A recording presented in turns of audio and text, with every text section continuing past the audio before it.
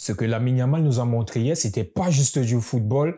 Non, loin de là, c'était du grand génie. Le FC Barcelone accueillait l'Inter de Milan hier soir pour les demi-finales de la Champions League. Ça nous a tous rappelé l'Inter de José Mourinho en 2010 avec Samuel Eto'o, Diego Milito ou alors Schneider. Et quel plaisir nous avons vécu devant ce match. Dès les premières minutes, Marcus Thuram marque un but fabuleux d'une talonnade, suivi à la 21e minute d'un but de Denzel Dumfries, portant le score à 2-0 avant la mi-temps. Le FC Barcelone qui se fait surprendre de cette manière en Champions League, on a rarement vu ça cette saison. Mais peut-être aussi d'un côté, nous avons beaucoup sous-estimé cette équipe d'Inter de Milan. Les gars, moi je le disais notamment depuis le tirage au sort entre le FC Barcelone et l'Inter de Milan que ce match n'allait pas être facile pour les deux équipes. Le FC Barcelone, c'est une équipe qui est très bonne offensivement, mais défensivement aussi, il y a quand même ces petits soucis-là depuis certains matchs. Pareil du côté de l'Inter de Milan, qui est une équipe très bonne tactiquement, avec une défense solide à l'italienne. On s'attendait tous à un match de folie avec beaucoup de buts dès les premières minutes. Mais au cœur de toute cette folie, il y a un jeune gamin âgé de seulement 17 ans,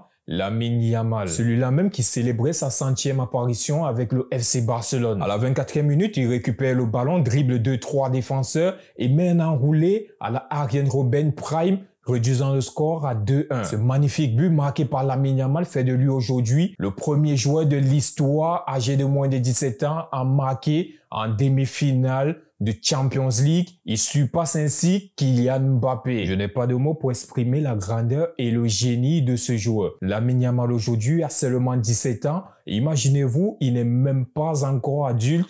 Il est déjà dans le top 5 des meilleurs joueurs du monde. Ce gamin nous a ébloui hier soir. Il a touché 2 fois les montants tout en mettant la défense italienne en danger pendant les 90 minutes. Son entraîneur Hansi Flick le qualifie de leader offensif grâce à son but. Mais de l'autre côté, l'entraîneur italien de l'Inter de Milan, Simone Inzaghi, le qualifie de crack générationnel qui apparaît uniquement chaque 50 ans. Aujourd'hui, je l'avoue, moi en tant que madridista, je pense réellement que Lamine Yamal sera le Ronaldinho du FC Barcelone. Pas en termes de jeu, pas en termes de qualité technique, mais en termes de leader. Et il sera ce joueur acclamé par tous les stades de football. On l'a vu notamment avec Ronaldinho lors des Clásicos au Bernabéu où tout le stade de Santiago Bernabéu acclamait le joueur brésilien. Aujourd'hui, Lamine Yamal, ça sera pareil. Ce joueur est un crack, c'est un futur prodige du football. Même s'il joue chez le club ennemi aujourd'hui, moi j'avoue son talent et il est très fort. Après le but de Lamine Yamal, Ferran Torres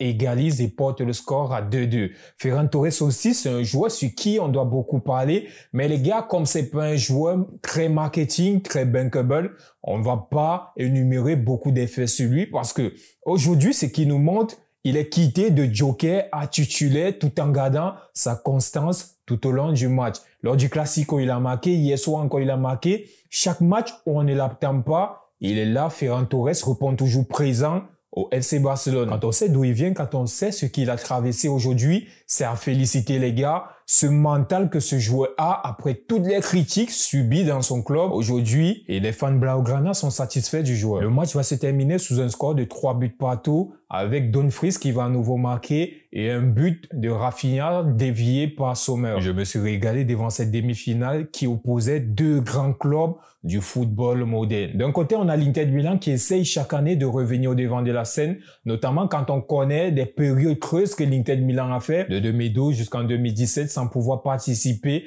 à un quart de finale de Champions League. C'était très compliqué pour cette équipe-là avec leur administration qu'ils ont changé à plusieurs reprises. Et de l'autre côté, on a FC Barcelone qui nous prouve cette année que ce club mérite de remporter tous les trophées qui existent actuellement. Cette saison, ils sont dit à 2 trophées remportés. Là, il reste la Liga, mais aussi la Champions League. Aujourd'hui, je vois bien Lamine Yamal ou alors un Rafinha remporter le Ballon d'Or au vu de leur saison. C'est vrai que de l'autre côté, il y a aussi Ousmane Dembélé qui fait une très belle saison avec le Paris Saint-Germain. Mais tout va se déterminer sur la Champions League. Comparé à des légendes comme Lionel Messi ou encore Neymar, Lamine Yamal démontre aujourd'hui une maturité exceptionnelle pour son âge. Sa prestation d'hier soir laisse à présager un avenir brillant pour le FC Barcelone, mais aussi pour le football mondial. Aujourd'hui, ce que ce crack peut nous apporter, même nous aujourd'hui madridistas assez objectifs, nous nous inclinons devant le talent de ce joueur. Mais là, c'est le véritable problème aujourd'hui entre supporters du FC Barcelone et supporter du Real Madrid. Nous, Madridistas, lorsqu'un joueur du FC Barcelone fait une belle performance, on l'applaudit, on apprécie le joueur. Mais lorsque c'est le contraire, vous trouvez toujours des petites piques pour nos joueurs. On va voir un Bellingham qui, Kylian Mbappé ou Vinicius Junior fait un match extraordinaire. Ils vont toujours trouver des raisons pour saboter la performance de ce joueur-là. Nous, on aime le football, on est passionné de ce sport-là. La rivalité entre les clubs ne doit pas nous faire perdre ce sens d'éthique et d'objectivité. Merci les gars d'avoir regardé la vidéo jusqu'à la fin. N'hésitez pas à liker, commenter et surtout, abonnez-vous à Inside Football. Les gars, c'était la pépite. Let's go!